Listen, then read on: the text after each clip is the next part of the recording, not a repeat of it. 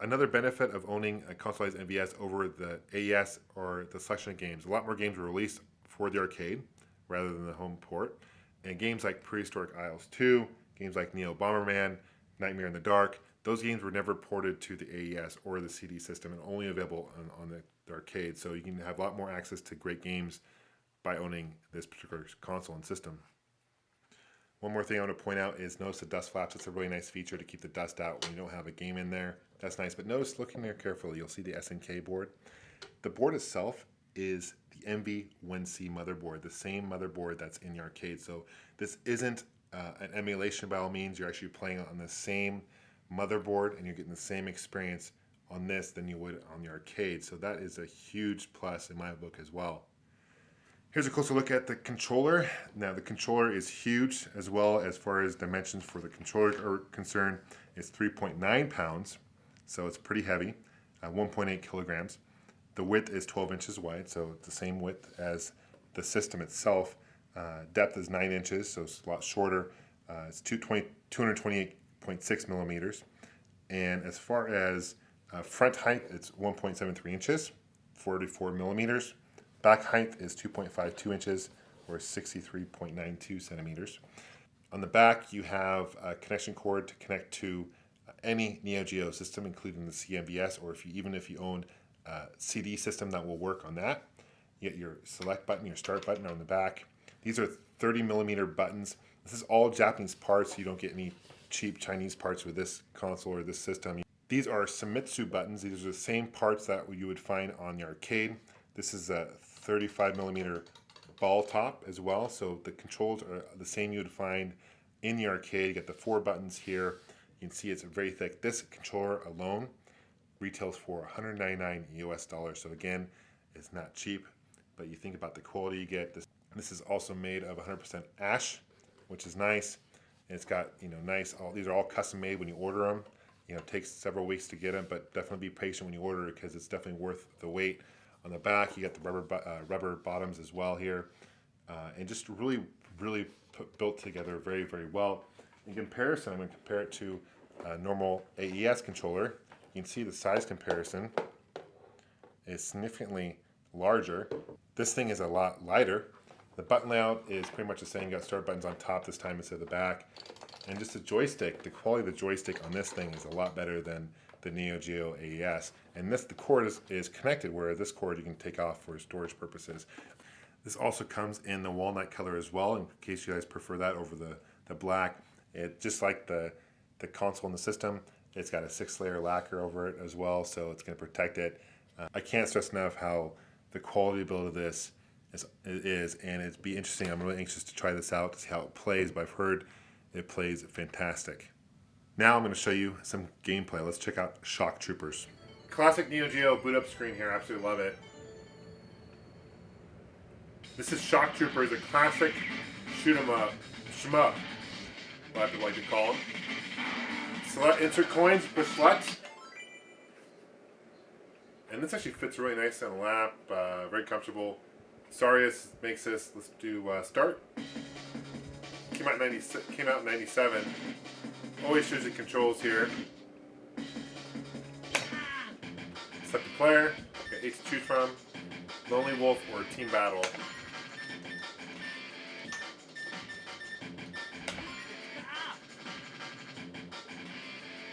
You can select your route. Mountain route, jungle route, valley route. Do valley.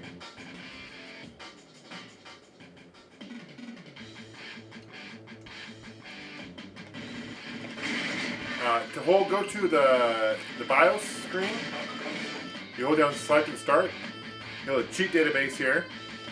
Debug dip settings, patch memory, so let's go cheat. You've got infinite time, infinite energy. A to select which one you want. I think you can select pretty much all of them. Same with second player. C is to exit. You can debug settings, dip settings, and change all the dips. I'm not quite sure what those really necessarily do. Patch memory. You also got soft reboot system, main menu, memory viewer. You can view the memory. Video RAM viewer. Go to that as well. Menu colors changer, I don't know why you necessarily want to do that, but you have that option. Let's do soft reboot system. See Universe BIOS, Region Europe, Mode Arcade. The Neo Geo is region free, so it's not region locked, which is nice. So the MVS games in Japan will work on US, vice versa. Probably have to set my cheats again. Let's do within light, energy, invisibility, ammo. It's probably good. Let's see the exit. And the more credits you put in, the more players you can select. Which is cool. Easy credits. So let's do Valley Route.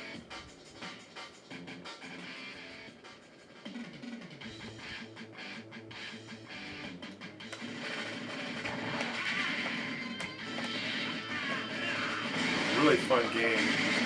The fun thing about Neo Geo games I really like are they're really not necessarily easy, but they're easy to learn, not necessarily easy to play. I mean, you just can jump right into them, no problem at all, and it's a lot of fun. You can see I'm not getting hurt or anything. I'm not having any energy taken away from me either.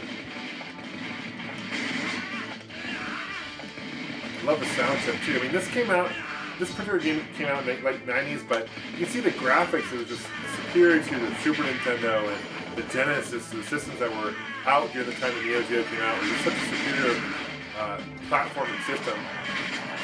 It's a great system for fighting games, King of Fighters, Samurai Showdown. There's so many great fighters for the system, so many great shooters for the system. There's sports, you have football, soccer, a lot of different genres for the system. So if you like retro games, definitely check out the Neo Geo. Another benefit of having an MVS is they have these multi-cart games. This particular cart has 111 games in one. These games aren't perfect emulation, but if you're looking for kind of a fun way to kind of experience a lot of different games, this is definitely something to check out. These cartridges are not available for the AES system. Show you some examples here. Got Burning Fight.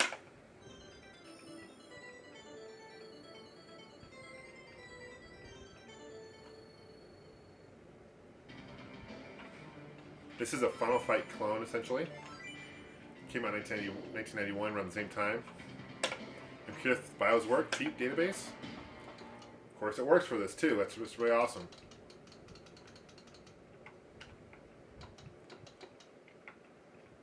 And you can now start it. Three guys to choose: Billy, Ryu, or Duke.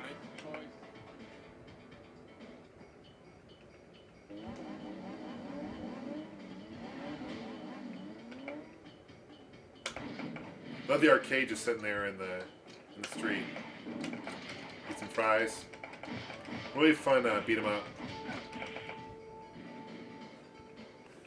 Another game I want to show you, which I absolutely love. You got Baseball Stars 2, which is great. Great beat.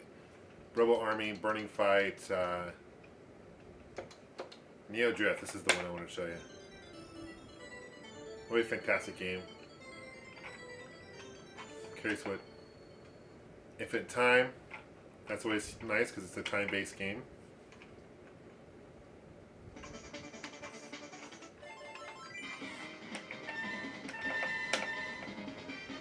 This reminds me a lot of like RC Pro-Am for the Nintendo, but a lot better.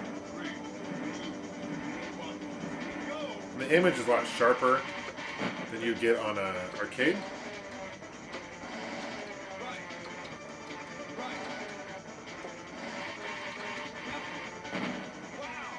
Really cool. Now let's go for my recap of the system. So guys, that concludes my review over the Analogue Interactive system.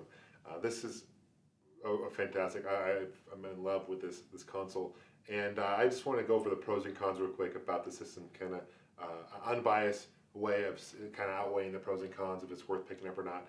Talk about the pros real quick.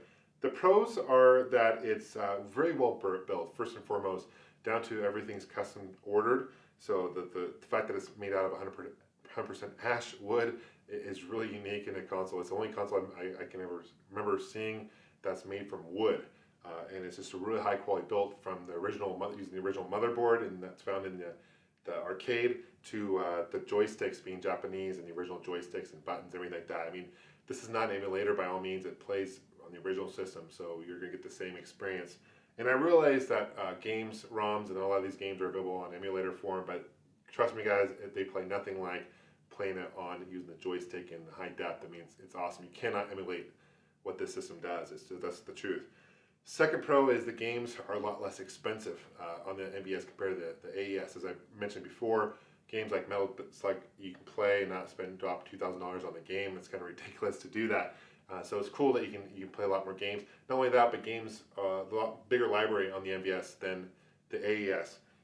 Third pro is I love the BIOS menu. I mean, the fact that you can add cheats and stuff to the game has a whole new playing dynamic to it. Another pro I really like about the system, something I did mention before, is they make these multi-game. This is a 111 one. They have ones that like 151 games in one. These are MVS cartridges. They don't have these for the AES. Now the games, they don't emulate perfectly, but they emulate good. And if you're looking for to have a great menu of games, you can actually play these on the CMVS. You can't play these on the AES. But I would definitely recommend purchasing the individual carts separately if you're a diehard collector. But this is good just for convenient factor as well. As far as the cons go, I mean, I think the biggest con is the price. You're looking at $650 for the console, plus another $200 for the joystick. Plus, if you want additional plugins, it's going to cost you extra for that. So you're looking at dropping around $850, $900 plus to purchase this system. Now, to me, if you have the money, you love Neo Geo, it's definitely worth checking out. It's like the creme of the crop as far as Neo Geo. It's like I said before, it's a Ferrari of systems and consoles. It's just awesome to own, and it's like the best of the best you can get for the Neo Geo. So if you're a diehard Neo Geo collector fan, definitely it's worth checking out. But it is a pretty penny for a system. I understand that as well. So it's definitely going to be a budget for everyone, obviously, but for those who appreciate a really high quality, high built system, this is definitely one to check out. There really aren't any other negatives I can think about the system, to be quite honest with you. I mean, it doesn't have a memory card slot, which is really no big deal. I don't think you necessarily need it, to be honest with you. I don't know, maybe the power on and off switch being in the back, not in the front. Maybe if they move that to the front, maybe that might be a little more convenient, but honestly, that's very minor. Overall, guys, I give this system high marks as far as quality goes, as far as playability goes. There's an endless library of great games, and they're making new games for it as well. Thanks for watching, guys, and we'll see you soon. Take care. Watch what happens when I put R2D2 here on this area. Watch what happens